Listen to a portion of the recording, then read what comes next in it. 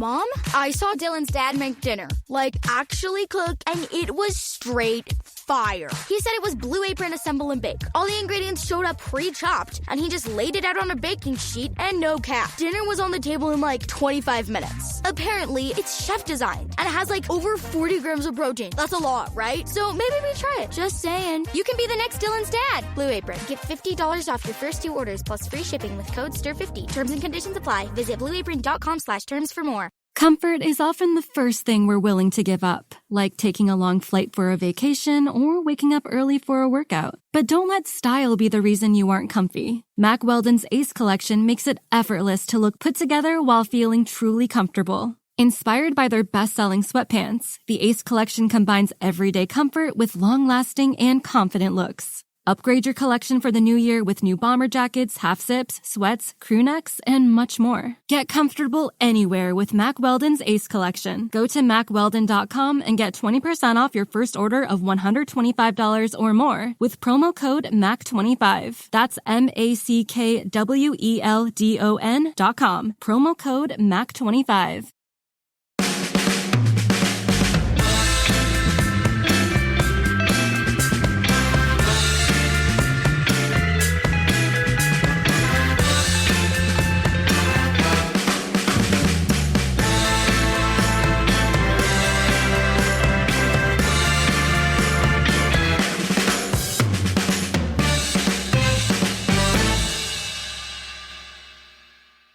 Paul, how are you doing this week? Are you as happy as you were last week? Just been sort of riding on a sort of Ryan Giggs football cloud. It's been absolutely brilliant, hasn't it? The weight has thoroughly, totally and utterly lifted, and the Moyes era is starting to feel like a bad dream that never happened. It is, yeah. I think I said last week, in 20 years' time we'll look back and think, what was that? That's a bit weird. Immediately, everyone felt relief around Old Trafford, and especially the players. And amazing the amount of brown-nosing that's been coming out about Ryan Giggs ever since. Anders Lindegaard, in his Betfair blog, said that Ryan Giggs is the new Guardiola, and that it was spine-tinglingly good, his pre-match speech, and it was Alex Ferguson all in. Wayne Rooney said that he's got all the credentials to be manager. The class of 92, or the 1992 committee, as Reddish puts it, been lining up to try and position Giggs into the job full time.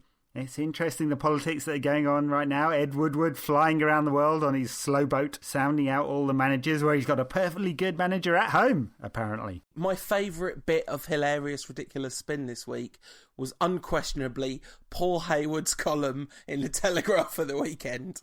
On the way back from the Norwich game, I was having a chat with the person I went with and saying, I wonder what Fergie's going to do. It was my old boss that I went with, and he said, whatever he's going to do, he's going to claim it was not his fault. And then Paul Hayward basically writes this incredibly revisionist article about how basically Fergie never really chose Moyes, and anyway, even if he did, it was a completely reasonable choice. And there's this line in it saying, nobody's asked me to write this. It's like, yes, Paul, we all definitely believe you that no one's asked you to write it. Yes, Fergie's mouthpiece. And then Bob Cass was also tweeting about it the same day, and you're thinking, I think he was tweeting about getting Giggs the job, thinking he's got Bob Cass and Paul Hayward on the job. This is vintage Alex Ferguson, isn't it? Well, it's funny, you can line up, I mean, there's some very, very good journalists that cover United and some not so good ones, but you can line up those who are briefed by whom, can't you? And Fergie has Cass and Hayward in his back pocket and has done for some time. Woo-Wah's favourite journalist is seemingly Mark Ogden, who's a very, very good journalist. Writing for the Tory Graph, and is on the ball when it comes to United, but does seem to get the odd call from the executive team at United, doesn't he? Yeah, Ian Ladyman seems to be getting a call or two from that same executive team, and it does sort of worry me slightly that it's the Daily Mail and the Daily Telegraph that he considers to be the appropriate organs to brief. It's like, oh. Well, of course he does. Yeah, and Disco McDowell's still getting the team sheet, it seems. Yes, but not from Rio. That's the key thing. So, talking of the team sheet, what a first 11. What was the word you used, Ed? I think it was meh. Yeah, it was a bit meh, wasn't it? It was a bit meh. I was although, it was interesting because we did speculate what would happen to Marouane Fellaini. No need to speculate about him anymore, is there? He's been consigned to the dustbin of history. Will we see him again in a United shirt, or will United just take a massive loss in the summer? Good question, that one. Giggs binged him, not even on the bench. Giggs claimed that he'd had a sleepless night picking that one. I'm not sure I believe that one. I think that was just good politics from Giggs to say that. Dropped Mata to the bench, but then brought him on and transformed United's performance, I thought. Some of it was just a bit disappointing. No Januzaj, no Mata. Kagawa in a very left-sided role in what was a straight-up 4-4-2. I don't know whether that told us much about Ryan Giggs' mindset. I think whatever side he had put out against Norwich was going to win with some ease. There was a few interesting things. One, of course, Rio Ferdinand played. Cleverly, very interesting selection. And we'll get into the performance, but Bayek, did Tom Cleverley have a bad game? I actually think that much as like watching Juan Mata play football has this season swiftly become one of my very favourite things to do in the whole world, I actually think him being left out, Moyes would never have picked Welbeck ahead of Juan Mata. And yet, in doing that, Giggs put out a side which was well balanced, and was functional and effective, and actually sort of sacrificing star power for putting square pegs in square holes made a huge difference to the way we played. And I mean, Kagawa played on the left wing, but he was fantastic to watch in that game. Like, almost every time he had the ball, something exciting felt like it was just on the verge of happening. There was some really fantastic flicks and little passes, and seeing things that other people wouldn't have seen, and trying things that other people wouldn't try, and it didn't all come off, but it was absolutely electrifying to watch, I thought. Yeah, although given the position he was in the team, and he was quite wide a lot of it, I don't think there was much end product, and that's the problem when you play him wide left. Anyway, I mean, I don't think we need to get into another analysis of Shinji Kagawa. We're never going to get the best out of Kagawa in that kind of wide left rigid 4-4-2, and it pretty much was a straight up 4-4-2, which is I think perfectly fine. It was perfectly sensible, balanced side for Giggs' first game. I mean, the thing we haven't learnt about is whether there's any subtlety in Giggs' approach. It's if Ferguson had picked that team, you wouldn't have been surprised, would you? It felt like a Fergie team all over. Does that tell anything about Giggs and his suitability for the job long term? I don't know. That's the thing. There's such a vacuum around what Giggs stands for as a coach that it's very hard to take any of that game and extrapolate that to the future. Yeah, I mean, one thing I think that was noticeable was that he really made a difference within the course of the 90 minutes. Like, his team talk apparently at half-time was focused on tempo, and then United's tempo was dramatically increased to excellent effect in the second half, and all his substitutions were really effective. I mean, he brought on Mata for Welbeck, as he said, and Giggs described Mata's performance as a masterclass. And last week on the Radio 5 Live panel show Fighting Talk, Jim White, who's a journalist who certainly knows his way around Manchester United, talking of good United-related journalists. Yep, yeah, no doubting White's credentials at all. No, and he's a fan as well. And he said that he'd been really underwhelmed by Juan Mata this season, and that also apparently the class of 92 were not overly enamoured with Juan Mata. This was before the starting 11 was picked. I mean, it seems really odd to me to describe Mata's season as underwhelming. I mean, not great in the biggest games by any means, but given how absolutely abject United have been, other than that, I mean, certainly in a lot of games against smaller sides, he's absolutely run the show. And masterclass was the right word to use, because he came on and, God, he set the place on fire in the game against Norwich. He did. Look, on the wider point about Mata's impact, I think for £37.5 million, you want him to be running the show. And the problem is, of course, he came into the side and Moyes put him wide left, wide right, and it was really only when Van Persie and Rooney were injured that he got a chance to play in the middle. And then the performances were upped and he scored a few goals.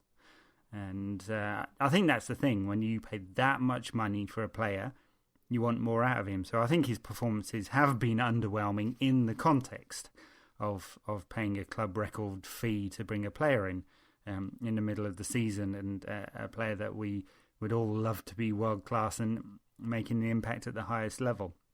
So I think that's fine. I haven't got any independent confirmation that the class of 92 don't think he's any good.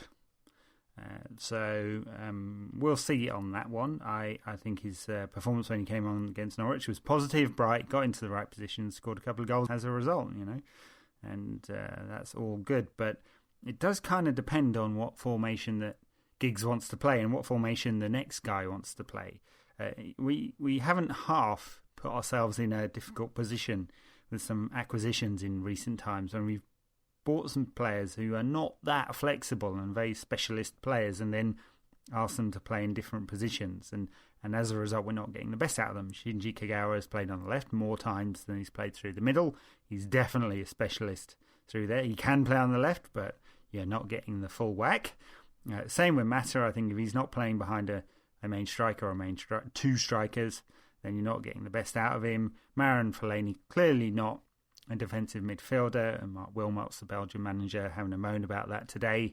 And what do you expect if you pay huge money for these very talented players, but the specialist players, and you don't play them in their position, you're not going to get the full amount? Yeah, no, absolutely, and it is problematic, and it's one of the reasons why the Edinson Cavani transfer rumours, which will not go away, I guess because it makes good copy, but that is a transfer we can absolutely live without, isn't it, in terms of the balance of the squad? Well, look, he's been disappointed in Paris disappointing in Paris because he's been playing in one of those wide positions. Zlatan has got the number 9 role. They play a 4-3-3, so Lavezzi and Cavani, who made a very effective pair at Napoli, are now playing in wide positions, which is pretty unfamiliar to them. And Cavani especially, he's just not a wide player, and he's much, much better through the middle where he's got an excellent scoring record. So if United want to go spunk £60 million on Cavani, he's got to play through the middle, and then you play some of the talented playmakers around him. That's the formation, and if they're going to do that, then it means one of Van Persie or Rooney have to go, or will be sitting on the bench, or potentially both of them. Yeah, absolutely. And if Louis van Gaal is going to manage us, Robin Van Persie isn't going anywhere, right? That's Wayne Rooney, apparently, according to the papers today. What was it? Concerned and frightened, or anxious and confused, or underwhelmed? Yeah, it's always a double emotion. Yeah, right. Ryan Giggs is disappointed and surprised and disappointed that he's not being considered for the job. I don't know why he's surprised. It's a weird one. It might, I have just made that up, so it might not have been the quote anyway. But yeah, so Rooney apparently nervous about what the implications of Van Gaal coming in. I did think that the move to drop Mata was interesting in terms of this balance between star power and all the other stuff, and then when he came on, he really made the big difference. And being in the Stretford end when Ryan Giggs walked out on the pitch is as good a moment as I can ever remember as a United fan. Giggs sort of talked about feeling 10 foot tall, and just that it was his best moment ever walking out of the tunnel at Old Trafford. And as soon as he walked out, there was just such a sense of relief around the place.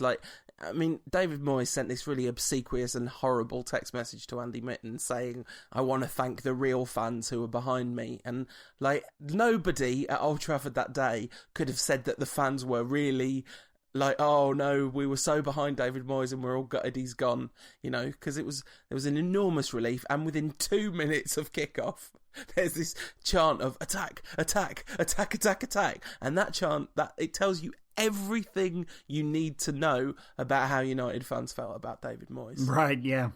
Absolutely. They were respectful of David Moyes, but they weren't fully in support of him. And they certainly support the club, and I think there are two different things, and Moyes has conflated those two things together. I was a bit confused about that one. Are true fans the same as Ferguson's real fans? Or no, Ferguson had the true fans and Moyes has got the real fans. Or was it the other way round? No, definitely real fans from Moisey. Yeah, so it was true fans from Ferguson. Yeah. Confused about this one, Paul. What is a true or a real fan? I think it's someone who either supports David Moyes or supports Alex Ferguson, depending on if you ask which one of them. Ah, yes. See, this is it. This is the best way of denying criticism. Yeah, absolutely. Isn't it? It doesn't exist because you're not real.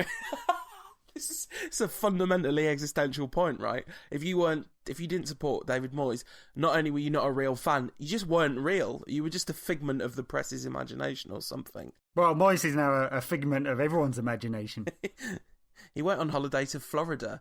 It's a remarkably ironic holiday destination. I think he's like driving up to the Glazers' house late at night crying, have me back. Yes, he was in Miami. Maybe he's applying for the job there with Beck's new franchise. Not quite sure that Brand Beckham and Brand Moyes are a natural fit. Yeah, very true. Well, so there you go. Ryan Giggs' first game as a manager, and United came out with a thumping victory. It could only be that, couldn't it? Norwich have been very, very poor in recent weeks. United relieved.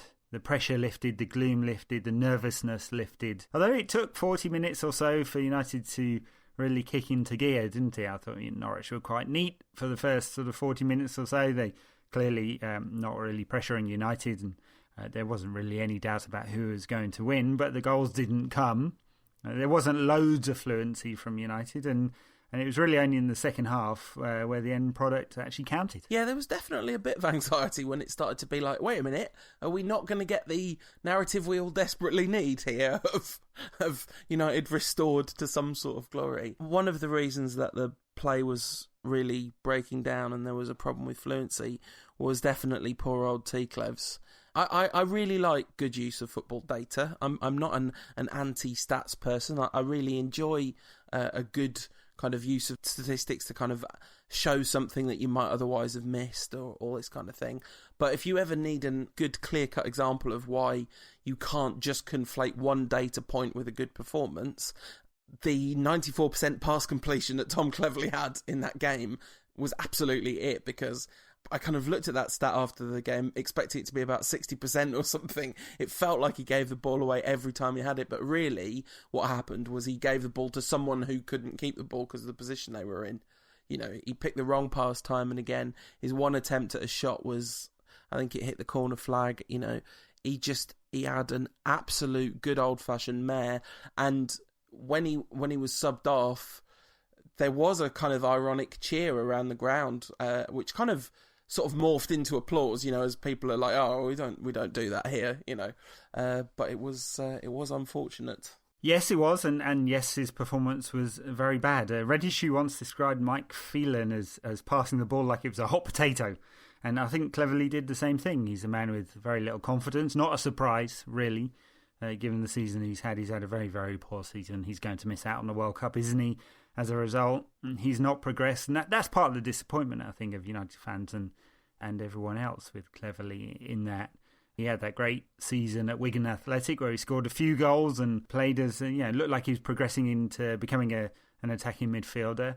He had a good few games of the season 3 years ago now with Anderson in central midfield, and we thought, this is, it's the next Paul Scholes, and his passing's always been very neat and safe. And that's the problem. I think as he's matured, he's got even safer. So he rarely makes a lot of progressive passes. He doesn't get ahead of the ball. Apparently, some of that was on instruction of David Moyes, but he'd stopped doing that anyway. And he feels like he's gone backwards as a result. So therefore, he's not an effective footballer going forward. He doesn't help United's play and pattern of play. He doesn't help control the game, and he's a complete lightweight defensively, and to the point that he's actually a liability at times. So yeah, very poor performance. I'm not sure where he goes from here, because if I was a big name European manager about to take the role at Old Trafford, I might be thinking of him as a good option for boosting my transfer budget. Yeah, I mean, I think there's a link with Roberto Martinez's Everton, and that's a link that makes a huge amount of sense, isn't it? I think he would be pretty good in that setup, and very high possession, recycle the ball. He wants to play for a tiki-taka side, really, and he would be perfectly good at that because he can do that job. He's not a terrible footballer. He's just really, really lost his way at United, and it can happen, and it sort of gets... It gets, I'm going to use the word conflated again, but it gets conflated with being terrible. But actually, it's just that he's not fantastic and his confidence is shot, and that's a really bad combination. Well, the narrative of his season has been a negative one, that's for sure, and as it has been for many of United's players. Wayne Rooney, whose season has been up and down, I think there's been quite a long period during the middle of the season where he wasn't very good. He was still garnering good headlines, but he scored the goal that opened the floodgates, I suppose.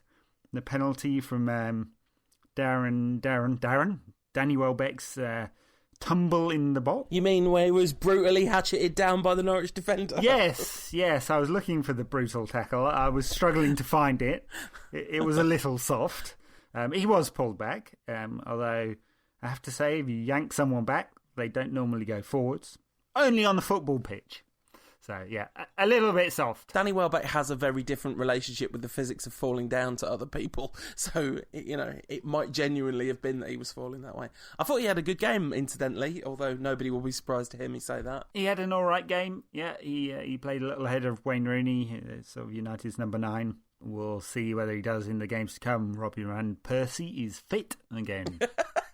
In the world's least surprising turn of events ever. I know, the Moisitis has cleared up very quickly. Amazing stuff, wasn't it? Not a surprise at all.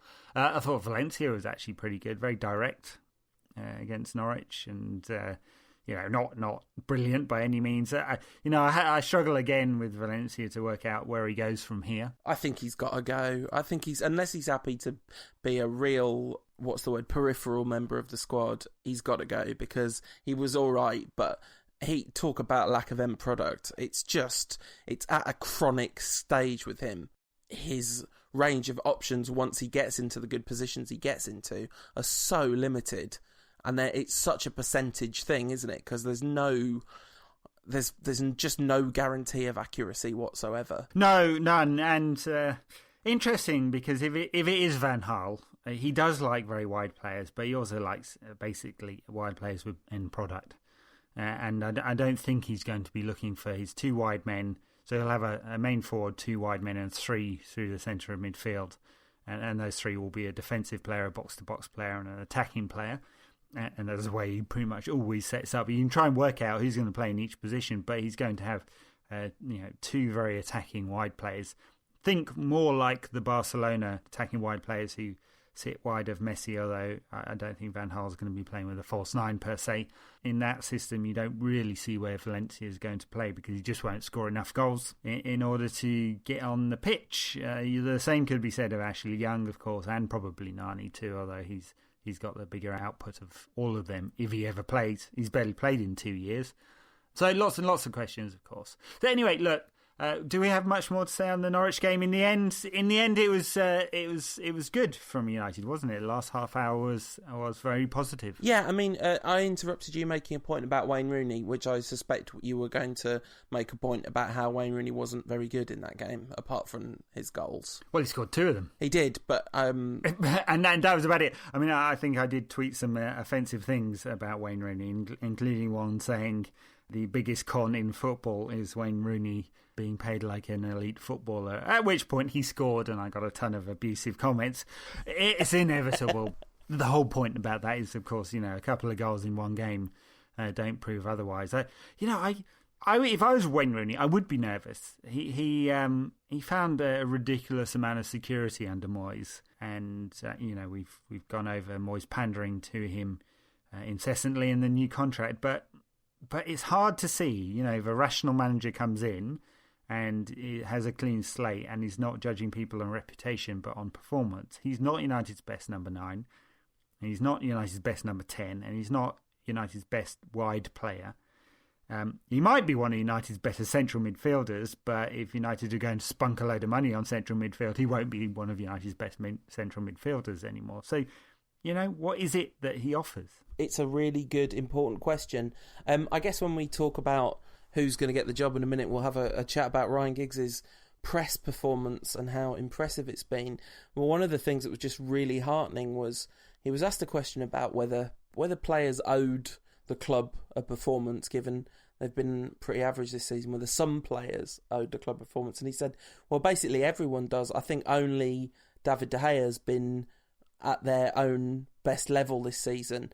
And it was just so nice that he didn't say David De Gea and Wayne Rooney, because Wayne Rooney just hasn't been anywhere near his best level this season, and yet we kept being told week after week that he was. And, he did score a very lovely goal against Norwich, but he also did the thing he always does, made the play break down, made the wrong choice, did the wrong putt, He's a problematic player at the moment, isn't he? Yes, and at risk of being accused of having an agenda, I have a problem with him because of the way he's behaved as a Manchester United player. That aside, getting that out of the way, I have a problem with him because I don't think he's at the very highest level anymore. I think his physical decline has set in, and it's having an impact on the rest of his game. I mean, his first touch has been horrendous for a few years now. And the output is good. You know, he's scored goals and he's got a lot of assists this season. So it's hard to argue with that part. But it doesn't feel like the performances are very good. And in fact, actually, if you look at the last few seasons, that's a comment you could make about, 3 of the last 4 seasons of Wayne Rooney. So when you think about it in the bigger picture, it's then hard to think about Rooney really being this super, vitally important cog in United's machine. I think if we had a really brave manager, he might think that there's quite some profit to be made out of Rooney, or at least some revenue to be made out of Rooney, and it might actually benefit the side in terms of refreshing the side if he was no longer at the club.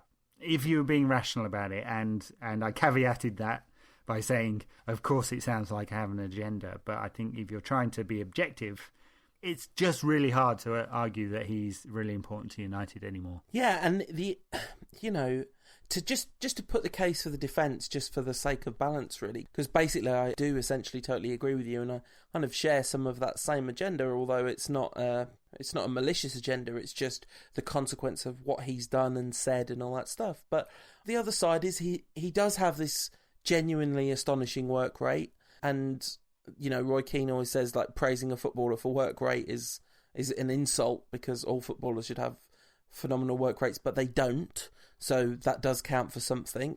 He has scored a reasonable number of goals this season, and I think if you played him as number 9 or 19 in 38 games across all competitions, so I mean it's a good output. It's it's 1 in 2. And 15 assists as well, so that's good. Those are good numbers. Yeah, absolutely, and that's sort of undeniable. But if we keep him, please, we just have to play him as a number 9, because anywhere else he causes real problems. I mean, you could maybe play him in midfield, as if you're playing that 4-3-3 and he's the most attacking midfielder of the bunch, but he's just going to be positionally all over the place if he's asked to do that, isn't he? Talk about players getting in each other's zones. And you'd expect United to be more dynamic using Mata or Kagawa there. Yeah, absolutely. And honestly, so it's I think if you look at Mata's numbers last season and Kagawa's numbers when he was at Borussia Dortmund, they'd be putting up very similar numbers. 20 goals, 15 assists over the course of the season. So it's challenging times for Rooney, I think, depending on who comes in, because of course if it's not Van Gaal, and we don't think it'll be Giggs unless everyone else turns United down. If it was Simeone, who plays basically with a dime in midfield and 2 up front, then Rooney's okay. He will be one of those players. If it's Antonio Conte, who plays a 3 at the back, 5 across midfield and 2 up front, Rooney's probably okay. It'd be interesting to see 3 at the back in the Premier League. It doesn't happen very often, does it? If it was Ancelotti, could you tell me what system he normally plays? He's probably the most pragmatic manager in European football, but manages to create something good out of that pragmatism most of the time. And I think that's a commentary on, what a smart manager he is. So, there are scenarios in which Wayne Rooney would remain important. I think the one where it's hard to see him remaining important is with Van Gaal, because he's not the best number 9 at United. Van Persie, when he's fit, when he's dynamic, and he hasn't been for a lot of this season, is just a better number 9. And then Rooney's on the bench. Yeah, absolutely, and he's not going to be happy. And also, there's a commercial problem there, isn't there? Maybe not a commercial problem, but a financial problem, because you're investing this absolutely enormous amount of money into someone who isn't meeting the output you would expect of an employee of that kind of money. He is really wasted on the bench, because for all Rooney's faults, like, he shouldn't be on any bench anywhere. He should be in a first team somewhere, being used to the best of his abilities. Like, if Chelsea had bought him this season, if they'd managed to buy him back in last summer, I'm sure Rooney would have got 30 goals this season. Maybe not, Shaw's a bit strong, but let's say 25 goals or whatever. He'd have played at number 9, and that's exactly where Chelsea needed the player. They'd have set up to feed him and to get the best out of him. He wouldn't have had to come deep all the time. He'd have got a load of goals, and for sure, because they'd have built a team around him, and Chelsea would have probably won the league. That sounds like a load of praise for Wayne Rooney, but they'd be playing him in his best position. He's a good number 9, but I do worry about when his pace drops, and it already looks like it is, and I think it will drop quite rapidly over the next 3 years. But this season, in that Chelsea side, in that setup, he would have been a very good forward for them, and Jose knew that, and United kept Rooney away from Chelsea, and probably cost them the league as a result. And maybe gifted it to Liverpool, but that's a conversation for another time. See, we said Rooney should have gone. Everyone would have been happier. But yeah, okay, so let's have a conversation about the next manager then. We talked at some length about the various options in last week's podcast, and thank you for everyone that's given us nice feedback on the show. It was much appreciated. Louis van Gaal has been the talk of the town ever since. He is currently, the best price you can get is 1-4 on for Louis van Gaal. And the next favourite, well, he's such an overwhelming favourite, the next person in the odds is Ryan Giggs. It looks to me like all the other options have gone, really. Klopp remains committed to Dortmund, although he said that he hadn't turned down the United job because United hadn't offered it to him. But that was in the midst of, paragraphs and paragraphs about how he wanted to stay at Dortmund. Ancelotti has clearly just played himself into the job for another season. We're recording this on Wednesday. That happened last night. Real Madrid absolutely stuffing Bayern Munich. I don't think Bayern are gonna pull the plug on Pep straight away. Are you sure? Ring, ring, ring, ring. Hi, is that Pep? Yeah, it's Ed Woodward here. Yeah. Fancy job, mate. Would you want Pep? Why wouldn't you? I don't know, because Bayern Munich lost yesterday? Yeah, right. So, there's some remarkable revisionism going on amongst some of the nation's favourite pundits, isn't there? So, look, I don't see this in the kind of absolute terms that everyone else seems to. I don't think this is the death of tiki-taka. I think it's a very good test for Guardiola because he's one of the managers that has a very strong philosophy about how his team should play and what it should produce as a result. Arsene Wenger does too, and he's failed, hasn't he, over the last 10 years? Guardiola has picked up a ton of trophies. There's an argument that says that the way his teams play has been found out somehow. I mean, no one in the Bundesliga could find them out, and for the most part of the European campaign, no one could either. They performed very, very badly against Real Madrid, and very, very badly.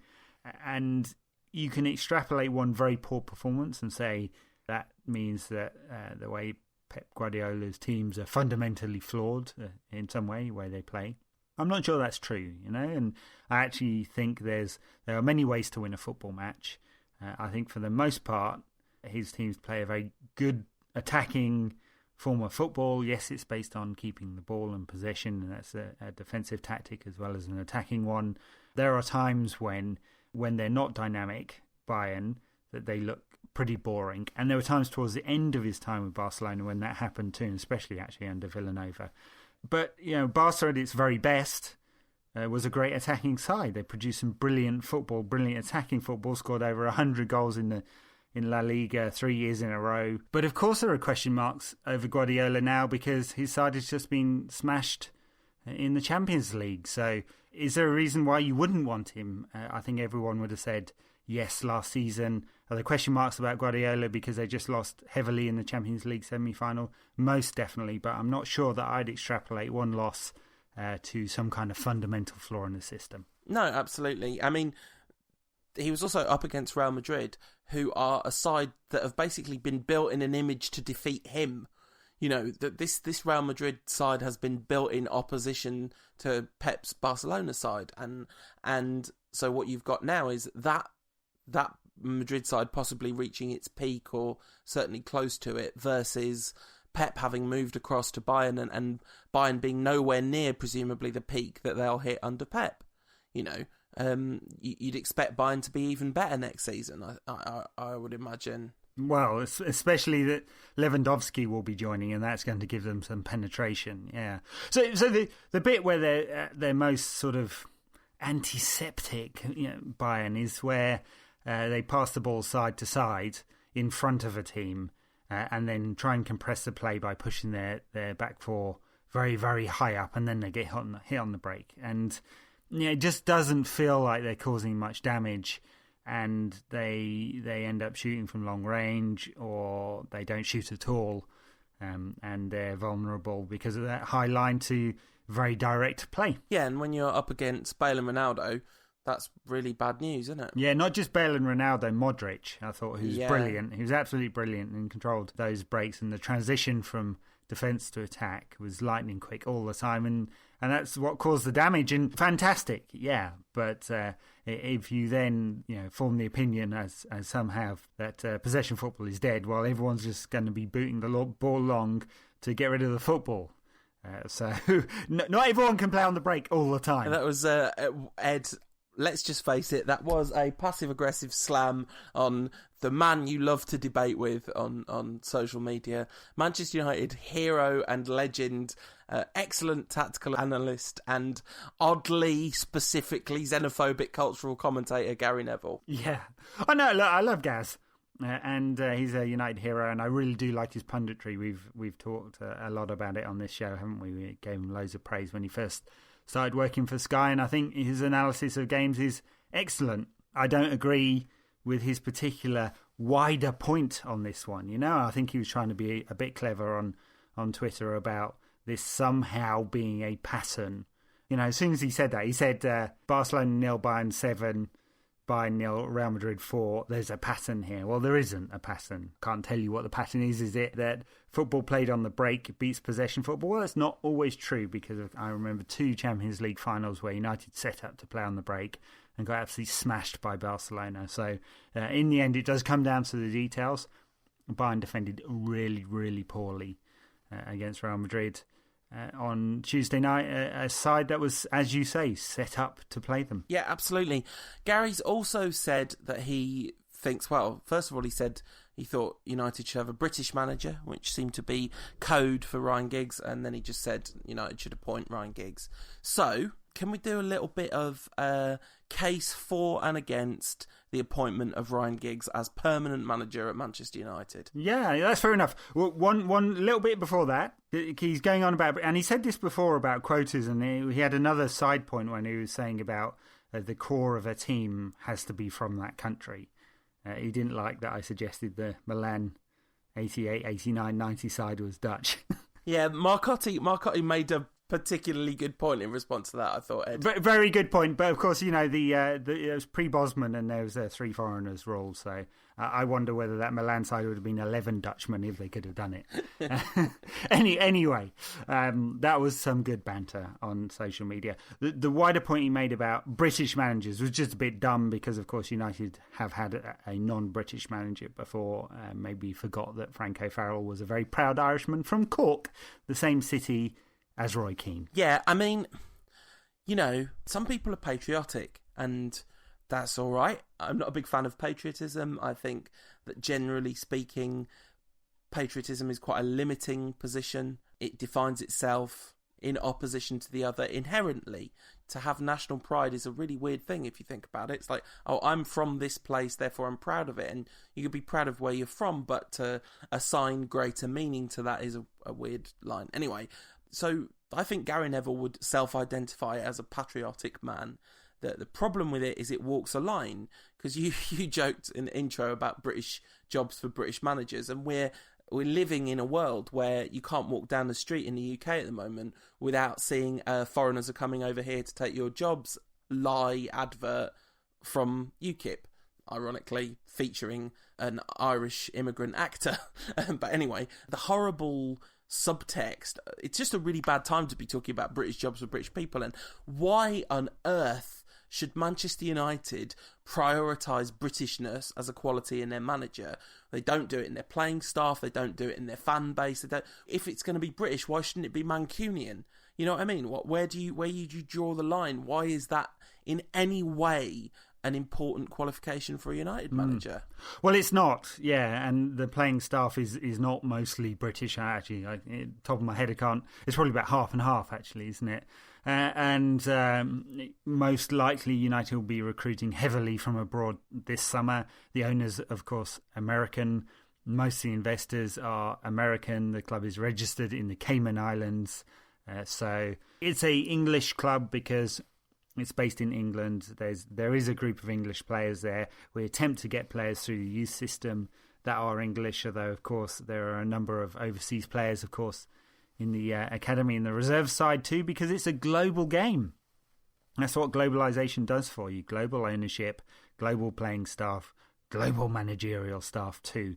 And if Van Gaal comes in, mostly a bunch of global coaches likely to come in with him as well, which might be a part of Gary Neville's problem too, because his brother might be out of a job and Ryan Giggs might be pushed down into the youth team, and there's no guarantee that Nicky Butt will have a role, or Paul Scholes either. And that would be a real shame, because I tell you what, this whole season was basically worth it for the 5 minutes when we did Giggsy give us a wave, Scholesy give us a wave, Nicky give us a wave, Neville give us a wave. The Neville one took a little while to get going because people still have a bit of Evertonian association with him, but it got going after a while.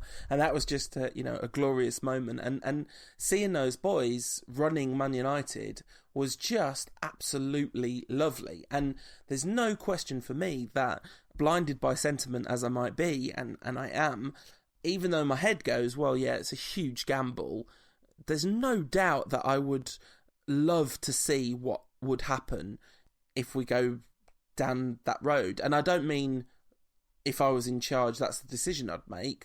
All I mean is, like, the big pro in the Giggsy column is it's just insanely romantic. Yeah, it is, and that's the big pro. Look, you said let's do some pros and cons, so let's do that. And one more point I want to make before we get onto that. I think whoever comes in, and I am in favour of an experienced man coming in because of the kind of transformation exercise that needs to be done. I think that's a bit hard for a rookie, even if Giggs is tactically brilliant. I'm not sure I've ever seen a rookie do that. Guardiola certainly didn't need to do that.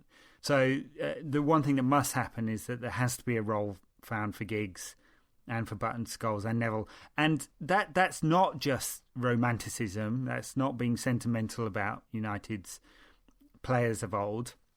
That's forming that solid link between the current playing staff and the new manager and his coaching staff. That didn't happen under Moyes. This was a big problem. There was an Evertonisation of the club, the Everton mob, or Everton, as the players like to call some of the coaches. It really created two camps. Giggs was very, very smart. He was very political in this. He lined up his allies. He distanced himself from Moyes, and he struck, and he won in a political game. And of course, there's wider stuff going on, but he did win. And we wouldn't want those kind of politics to drive a wedge between the players and the new coaching staff, even if he's a much, much better manager than David Moyes. So that's a concern. I think keeping them on is logically very, very sound, and it'll create a nice balance between the playing squad and the new guy. Pros for Giggs coming in is all sentimental.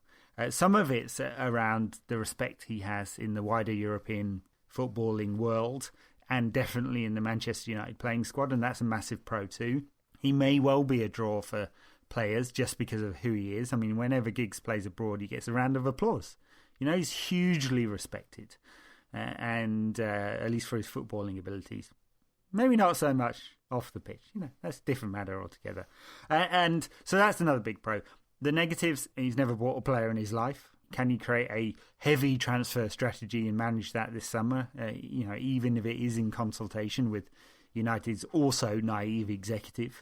He's never had to construct a side. We don't know anything about his tactics. He apparently is great in the dressing room, but we've never seen him under real pressure. There wasn't a lot of pressure on him on Saturday. So there's loads and loads and loads of unknowns. Maybe he's the next Fergie or the next Guardiola. Maybe he's not. And that sounds like too much of a risk to me. And this is the thing. I mean, if you were going to do this last time round, Following Moyes, the last thing we need is a big risk, right? Because Moyes was such a risk. And it is that football manager pendulum, isn't it? You swing from one extreme to the other. You're going to get someone who is qualified at the very top of the European game. And I suspected Van Gaal had said, yep, that's fine, I'll bring 1 or 2 people and just, and then make the United staff my own. He'd already have the job by now. Because all the talk is, and in fact, to be honest, by the time you hear this, he might have the job. It's not impossible, is it? Because it has been talked about that it might even be this week. And so the talk at the moment is that he would want to bring in a very large number of his own coaches. I have to say, unlike Moyes, it's coaches that have succeeded at the very top level. So it isn't quite the same situation, is it? You're not necessarily losing quality. You're just adapting the culture. And I would recommend that folks listen to last week's Can They Score podcast, where they did a really good in-depth analysis of Van Gaal's career and how he is a philosophy coach. He's a coach who believes in a certain way of football, and he tends to leave that way of football at the club after he leaves. And that actually their thesis was that if we get Van Gaal, that's probably 10 years of us being sorted. Maybe, yeah. So look, on the coaching piece, he worked with Danny Blind and Patrick Kluivert, obviously 2 outstanding players building good coaching careers for themselves. If Blind and Kluivert come with Van Gaal, I think there's a lot of bonus in that. They're 2 extremely experienced players, played at top level. The players will respect them, would have to, in that, if they can find a role for the 1992 guys. I mean, Butt already had a role with the reserve team. Can they find a role with Scholes with the other 18s? Neville can continue putting out the cones. And it would be nice to see Ryan Giggs in a senior coaching position. Ideally, it would be the assistant manager role, just to create that link, I think, with the rest of the players. And that would be a nice balance, wouldn't it?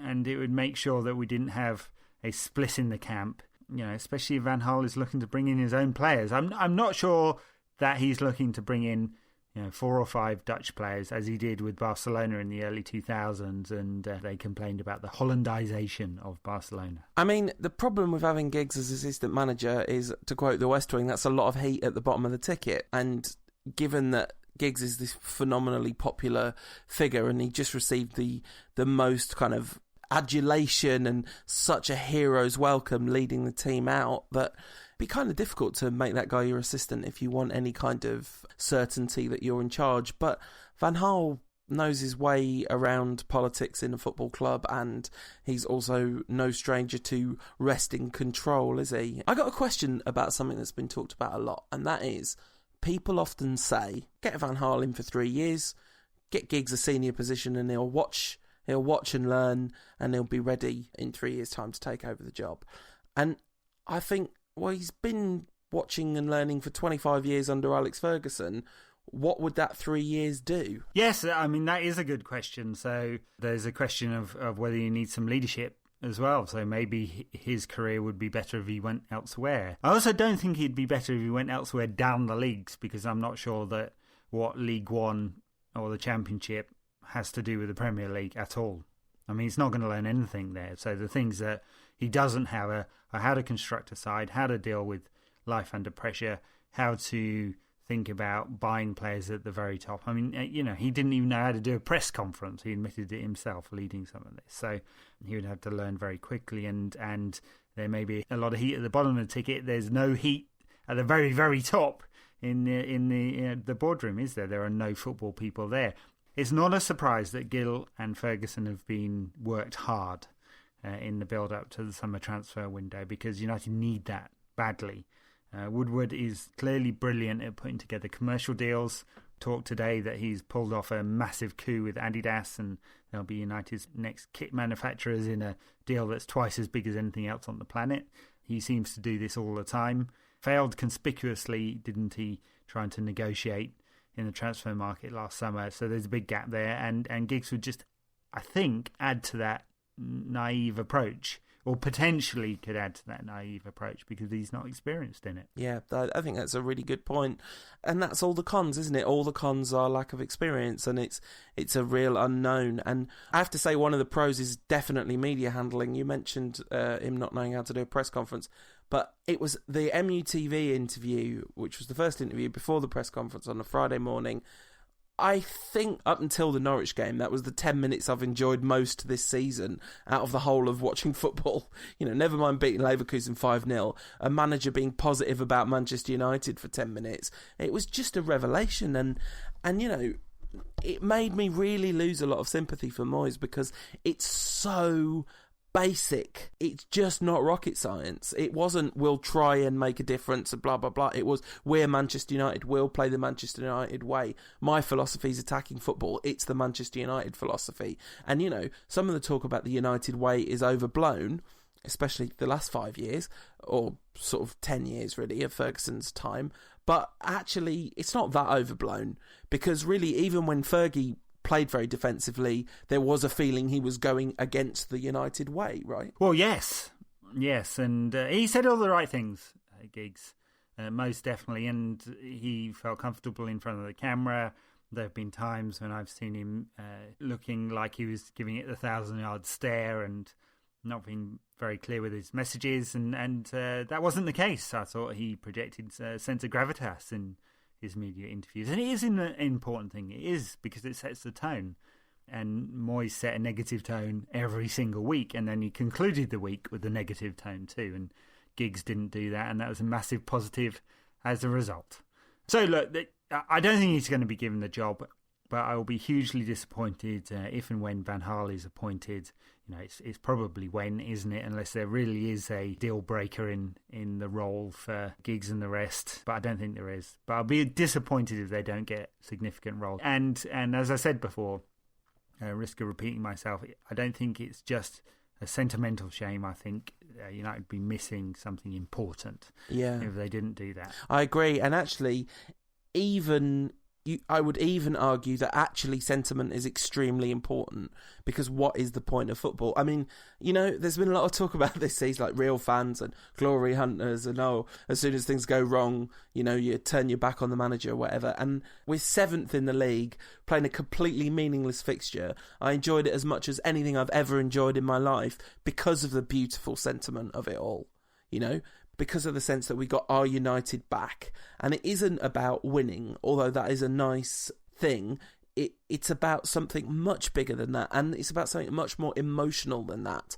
And seeing those boys, in fact they even call them boys, like some of them are older than me, but those lads, our lot running the show, was just an absolutely brilliant feeling. And what is the point of football if it's not about brilliant feelings, Well, yes, it's also about winning. And I think that was the one of the big concerns as well with Moyes.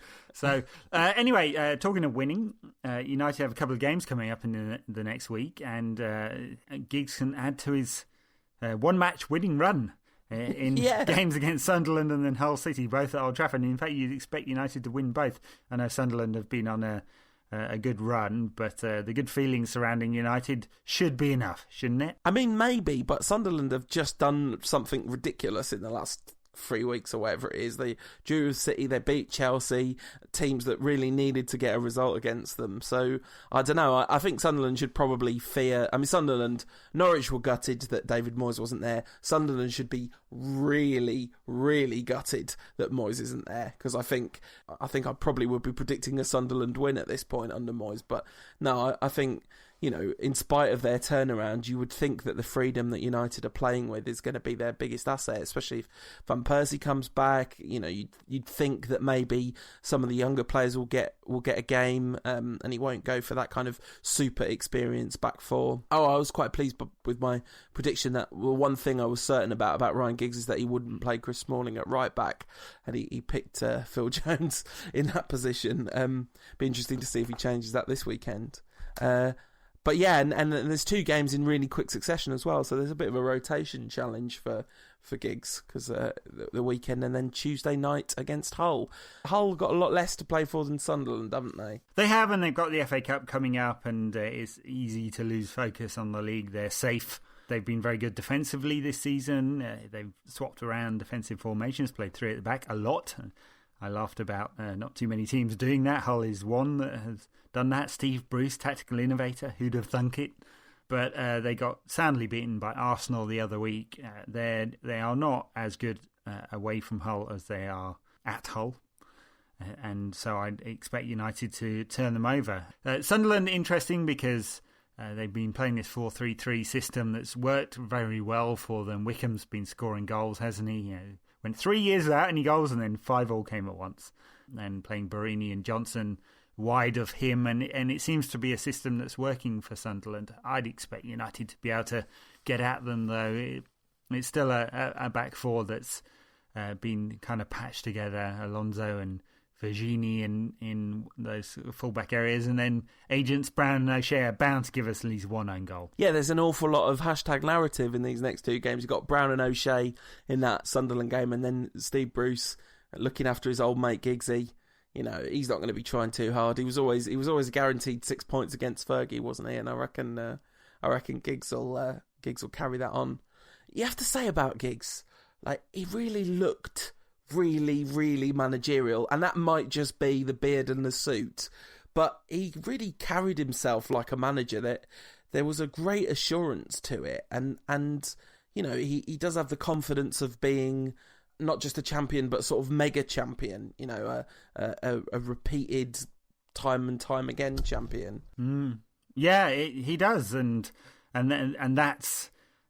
As you say, would give him a lot of heat at the bottom of the ticket. I mean, much in the way that Zidane is with Ancelotti, I suppose. And I do think it gives him a lot of confidence being around Manchester. It's the only thing he's ever understood. And the thing we said about David Moyes is he didn't get Manchester United. Well, there's nobody who gets Manchester United more than Ryan Giggs. He's been there since he was 12. And he looked managerial. He looked a man in command of all his faculties. He said he hadn't stabbed David Moyes in the back. He'd treated him like a brother. He did not actually say that. I know. So we've had so many Twitter questions this week, and we've run out of time to do them. I have to say, we've covered an awful lot of them in the course of the show, and hopefully people will be pleased about that. We'll just do one to finish. At AB5Y, one of my very favourite Twitter people, asks, what's your favourite Bebe goal? I think it's the one from in the reserves when he hit it on the volley from about 30 yards. I mean, mine is definitely the one away on loan this season, the flick over his head with a back heel, a kind of jumping back heel, and then a volley into the top right-hand corner. He scored some absolute blinders. He scored one from about 40 yards as well, which is a Ronaldo-esque pile driver. He's definitely got something. I mean, it's not, the quality to be a Manchester United player, obviously. But I think he's like Happy Gilmore. He takes a swing and something amazing comes off, but there's nothing correct about anything he does. All right. So, predictions for Sunderland and Hull then, Ed? Yeah, I think United are going to smash them both. I for years and years and years on this show and on the website, I predicted United win every single week. I was like Mark Lawrenson doing the predictions. Liverpool ended the season on about 150 points under Lawrenson. But for years and years, I was predicting to win every week. And then Moyes sucked all of that out of me. And I started predicting losses. But I can't do it anymore. So I think United are going to smash Sunderland. So I'm going for another 4-0. I think it'd be a bit tight against Hull because they're a bit more compact. So I'm going to go for a 2-1 victory against Hull. All right, I'm going the other way round because I think Sunderland have got a lot more to play for. So I think we're going to probably let's go 3-1 for a bonus goal for the Giggsy factor, and then I'll go 3-0 against Hull. So 3-1 and 3-0. But the Sunderland game, I think, is going to be a bit more nervy than the Norwich game was. All right, well, I think you're going to get revenge because that's what it's about, for knocking us out of the Carling Cup. And also for doing a massive Poznan when we lost the league. A lot of United fans definitely want to see Sunderland relegated. There's no... I would join them on that one. I feel no sympathy for them whatsoever. They're managed by Gus Poyet, which is really unfortunate, but I cannot find it in my heart to wish relegation upon Sir Wesley Brown. That feels like a really unacceptable crossing of some sort of line. Yeah, it's a dichotomy, all right. We're going through all our words of the week this week. Shout out to @Fino76 for that one. So we will see you again next week. If you want to get a hold of us in the meantime, you can get me at UTD Rantcast and Ed at United Rant on Twitter. Get us both, or more accurately, neither of us, at facebook.com/United Rant. Leave a comment on the show page at unitedrant.co.uk. I always read all of those. And if you want to help us out with bandwidth costs, etc., that's unitedrant.co.uk/donate. And thank you so much to everyone that's done that. Thanks to everyone who's hopped on board at the end of the season. Loads of new listeners tuned in to hear the glorious, joyous David Moyes exit. I also think lots of people that haven't been able to listen to the show because it's been so miserable all season we're back on board. So nice to have you back. You're more than welcome. It'd be really helpful for us if you could leave a review on iTunes. Thank you again for everyone that's done that already. Very good. And we'll see you next week. 2 victories for United. We're back on top. If only the season was another couple of months longer, we'd be chasing the Premier League title. No doubt about it. Ryan Giggs is Red White Army. Ryan Giggs is Red White Army. Ryan Giggs is Red White Army. This podcast is part of the Sports Social Podcast Network.